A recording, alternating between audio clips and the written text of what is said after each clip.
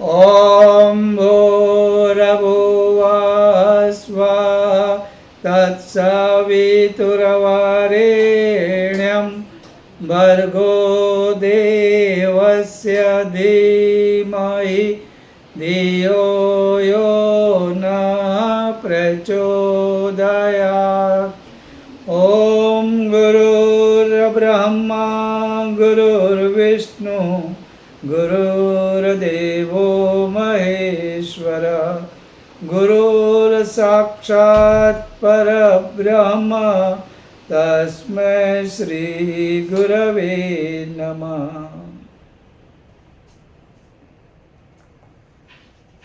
हमारे गुरुदेव कहते हैं, अगर हमारे पास सद्भावना हो तो सत्कर्म अपने आप होने लगते हैं, साथ में सद्ज्ञान की प्राप्ति भी होने लगती है। सत्कर्म आदमी को सुख देता है। सद्बुद्धि सद्ज्ञान अपना भीतरी विकास करवाता है और हमारे आसपास के लोगों के लिए लाभकारी बनता है। और इसलिए हम कुछ भी करें, तप करें, दान करें, स्वाध्याय करें, यज्ञ करें, हमारे भीतर सद्भावना होनी चाहिए।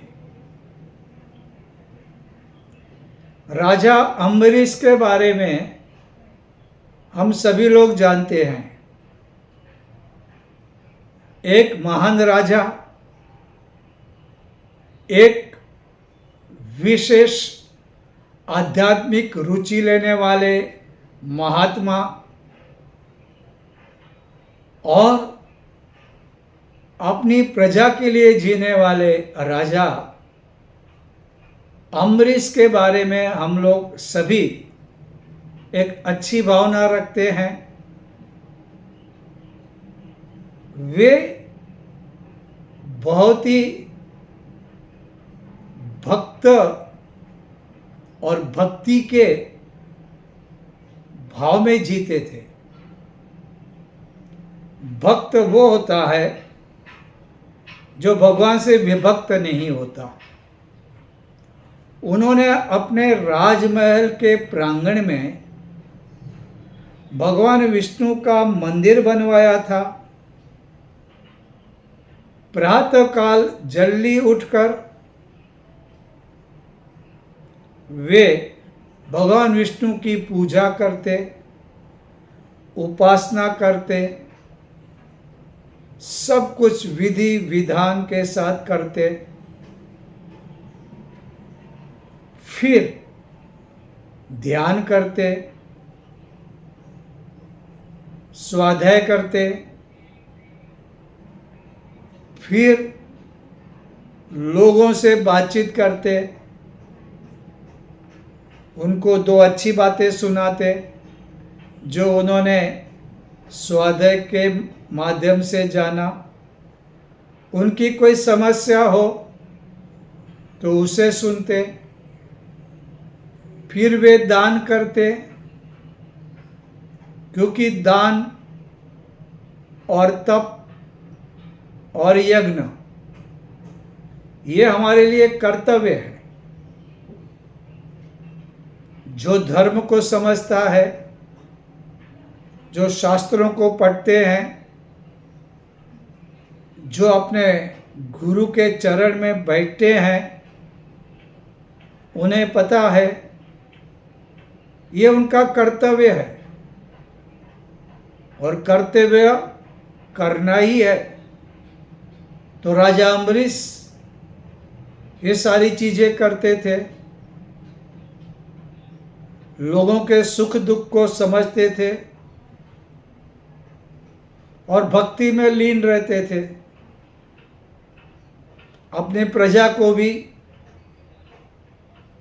वे प्रभु के मार्ग में चलाने के लिए प्रेरणा देते थे। भक्ति की शक्ति के बारे में वे कोई ना कोई कार्यक्रम रखते थे। उनका जीवन सरल था और प्रजा भी बहुत खुश थी। यथा राजा तथा प्रजा।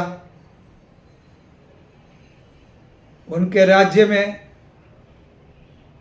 बारिश भी योग्य समय पे होती थी, सारी मौसम योग्य समय पर आती थी।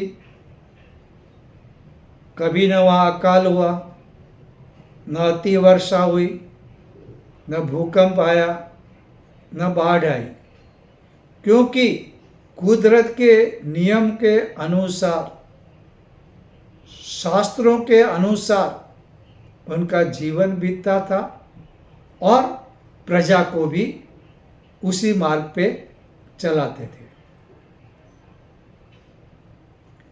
दिन बीतते गए। एक दिन राजा उदयराज अम्बरीश के पास आए और उन्होंने कहा, मेरी बेटी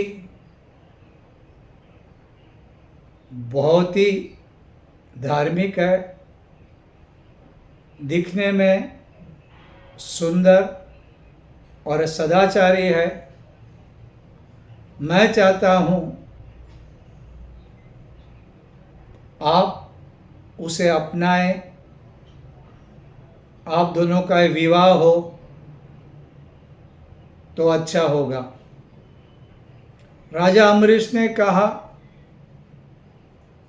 आपकी बेटी सुकोमल है, सदाचारी है, सुंदर है, शास्त्र जानती है, भक्ति में मग्न रहती है, लेकिन मेरा जो जीवन है, मेरी जो जीवन पद्धति है वो ठीक नहीं है।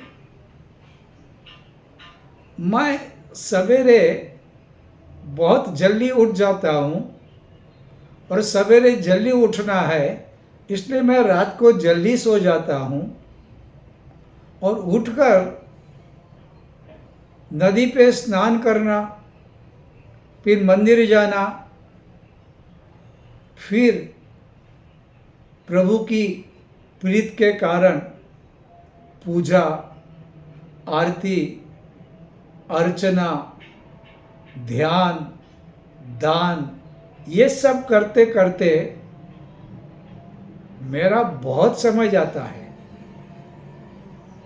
अब मैं शादी करूँगा तो मैं सवेरे जल्दी उठने के लिए रात को जल्दी सो जाऊँगा, तो कोई भी पत्नी ये चाहेगी कि पति उसको समय दे।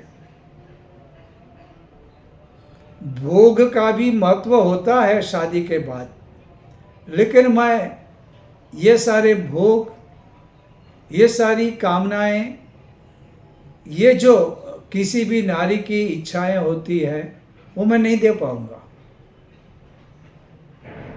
उस नारी के लिए वो जीवन रसहीन मालूम पड़ेगा।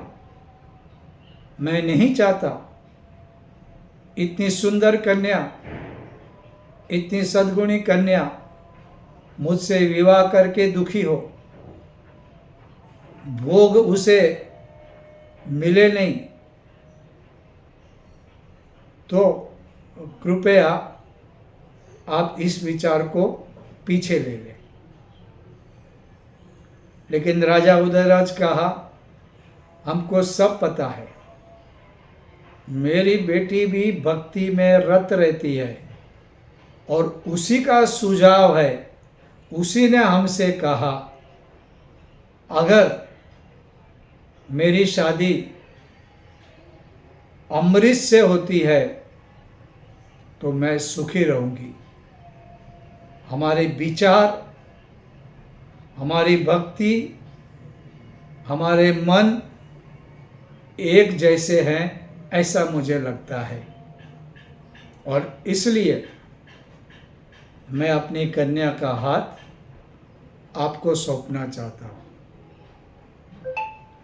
राजा अमरीश ने कहा, अगर ऐसा है, अगर वो सब कुछ जानती है, तो मैं अपने आप को सौभाग्यशाली समझूंगा। और इस तरह से बातचीत होते होते दोनों की शादी हो गई। अब शादी हुई तो सवेरे सवेरे राजा जब उठे तब उन्होंने देखा कि उनकी पत्नी उदयानी अपनी सैया अपने पलंग पर नहीं है। और क्योंकि उनको मंदिर जाना था, उनके पास समय नहीं था, उन्होंने स्नान वगैरह करके वस्त्र पहनकर मंदिर गए तो उन्होंने आश्चर्य देखा। उसकी पत्नी मंदिर में जाकर सारी पूजा की विधि कर चुकी थी। वह वहाँ पर ध्यान की अवस्था में बैठी थी। राजा को सुखद आश्चर्य हुआ, लेकिन मन में ये भी ख्याल आया, मुझसे पहले मेरी पत्नी कैसे गई। अक्सर ऐसा होता है, पति अपनी पत्नी से प्यार करते हुए भी पत्नी किसी बात में आगे जाए तो एक ईर्ष्या और अहंकार की भावना आती। फिर वो गीत की बात हो, संगीत की बात हो, कला की बात हो, ज्ञान की प्राप्ति की बात हो, वस्त्र पहनने की बात हो, तो एक ऐसा कुछ होता है। तो उसको भी राजा अमरीश को पसंद नहीं आया। तो उसने अपनी पत्नी को आदेश दिया कि देख, ये जो पहली पूजा होती है वो मैं ही करूँगा। मैं पूजा कर लूँ, या तो तू मेरे साथ बैठे या मेरे बाद करे, मुझसे पहले ना करे। क्योंकि उदयानी बहुत ही अच्छी थी, संस्कारी थी, अपने पति को इज्जत देती थी। उसने कहा, जैसा आपका आदेश, कल से आप पहले कर लेना पूजा, मैं बाद में करूंगी। अमरीश खुश हुए। दूसरे दिन प्रथम पूजा उन्होंने की, लेकिन राजा अमरीश ने एक नोट किया कि उसकी पत्नी के चेहरे पर तेज बढ़ रहा है, उसके व्यवहार में भक्ति छलक छलक के दिखती है, वह तप भी ज़्यादा कर रही है, शास्त्रों का पठन भी कर रही है, और लोग भी उससे ज़्यादा प्रभावित होकर अब राजा के पास नहीं, रानी के पास जाकर अपनी समस्या कहते हैं, अपने आंसू बहाते हैं, और रानी उनको सही मार्ग दिखाती है जो व्यवहारिक भी है और अध्यात्म में उन्नति भी करवाता है। राजा को बुरा लगा, ये क्या बात है, मेरी पत्नी मुझसे आगे निकल रही है। और फिर दिन गुजरते गए और रानी तो भाव समाधि में चली जाती थी। राजा को कभी भाव समाधि का अनुभव भी नहीं हुआ था।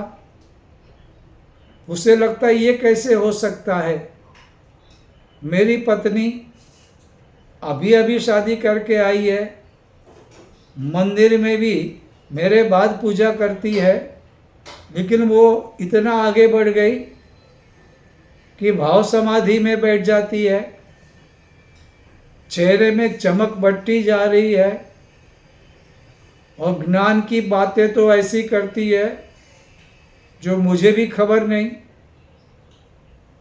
उसके अहंकार को ठेस लगी, वो परेशान होता था और उसकी परेशानी उसके चेहरे पे दिखती थी। एक दिन उदयराज वहाँ पर आए, उन्होंने पूछा कि क्या बात है, आपके चेहरे पर यह उदासी क्यों? तो उन्होंने कहा, मेरी समझ में नहीं आ रहा है, मैं इतने दिनों से इतनी सारी पूजा करता हूँ, मैं इतना दान करता हूँ, मैं प्रजा के सुख दुख में भाग लेता हूँ, मैं लोगों का विकास हो वह मार्ग अपनाता हूँ, इसके बावजूद भी मुझे वो सब कुछ नहीं मिल रहा है जो उदयानी को मिल रहा है। वो इतनी शांत, इतना तेज, लोगों की इतनी चाहत, सही ज्ञान की प्राप्ति, शास्त्रों को इतना आराम से समझ लेती है। क्या बात है, ऐसा क्यों हो रहा है? मैं क्यों इतना पीछे रह रहा हूँ और मेरी जान जलती है, मुझे नहीं अच्छा लगता। मेरी पत्नी मुझसे इतनी आगे क्यों? तो उदयराज ने कहा, अम्बरीश, इसका कारण यह है, आप ज़्यादा पूजा करते हो, इससे आपको कुछ प्राप्त नहीं होगा। जब तक आपके अंदर सच्ची भावना नहीं आती है, सद्भावना नहीं आती है और आपका अहंकार दूर नहीं होता है, तब तक उस सुख को आप प्राप्त नहीं कर पाएंगे। अगर सद्भावना नहीं है, आप कुछ भी कर लो, कुछ भी दान करो, यज्ञ करो, तप करो, उल्टे सर लटक जाओ, आपको कुछ भी नहीं मिलेगा। सद्भावना ये मुख्य है और बात बिल्कुल सही है। सद्भावना है तो सत्कर्म होगा, सत्कर्म होगा तो सुख देगा। आप किसी पड़ोस में जाके अगर आप कहते हो मुझे प्रेम करना चाहिए, लेकिन आपके अंदर की भावना गलत हो, तो आप दिखने में अच्छा कार्य करते हुए भी वह दुष्कर्म हो जाएगा और दुष्कर्म तुम्हें दुख देगा, क्योंकि वो पाप है। पाप दुख के सिवा क्या दे सकता है? और इससे उल्टा आपकी सद्भावना है तो आपसे सत्कर्म होगा और सत्कर्म आपको सुख ही देगा, क्योंकि सत्कर्म पुण्य देगा, पुण्य सुख देगा।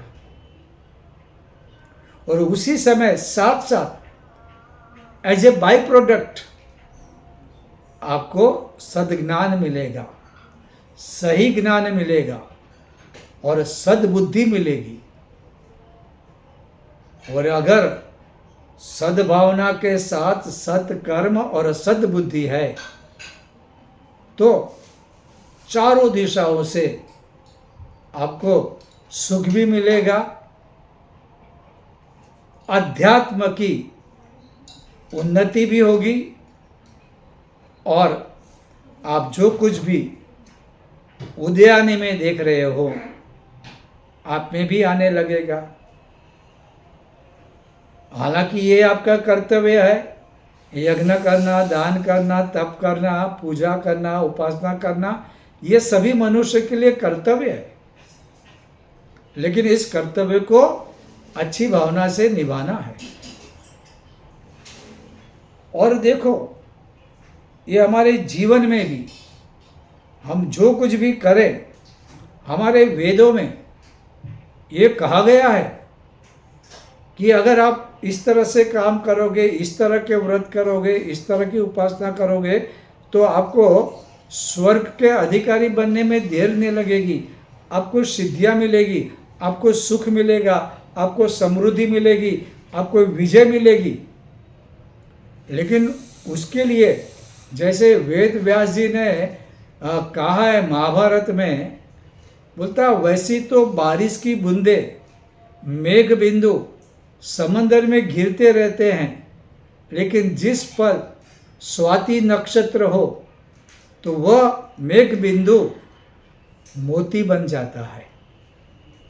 उसी तरह जब हम कोई कार्य करें, चाहे वो दान हो, चाहे वो यज्ञ हो, चाहे हो तप हो, अगर हम वो सही जगह पे करते हैं, इसलिए कहते हैं, क्या कहते हैं, देश, काल, पात्र और श्रद्धा, ये महत्वपूर्ण है।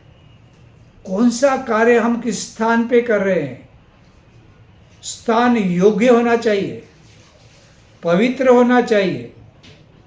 इसलिए कहते हैं ना कि तीर्थ स्थान में अगर आप पुण्य करोगे तो वो अधिक मिलेगा, लेकिन इससे उल्टा तीर्थ स्थान में अगर आप पाप करोगे तो पत्थर की लकीर की तरह वो चिपक जाएगा और आपको ज़्यादा दुख देगा।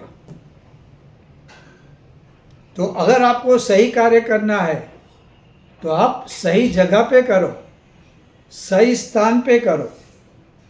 और कौन से समय में, कौन सा काल है, योग्य समय चाहिए। कभी भी आप कुछ भी नहीं कर सकते, सही समय ढूंढो, सही समय में आप कार्य करो। और अगर आप किसी के साथ व्यवहार कर रहे हो, किसी को दान दे रहे हो, तो वह पात्र है या नहीं, योग्य पात्र को देखो। और ये सब कुछ श्रद्धा के साथ करना चाहिए।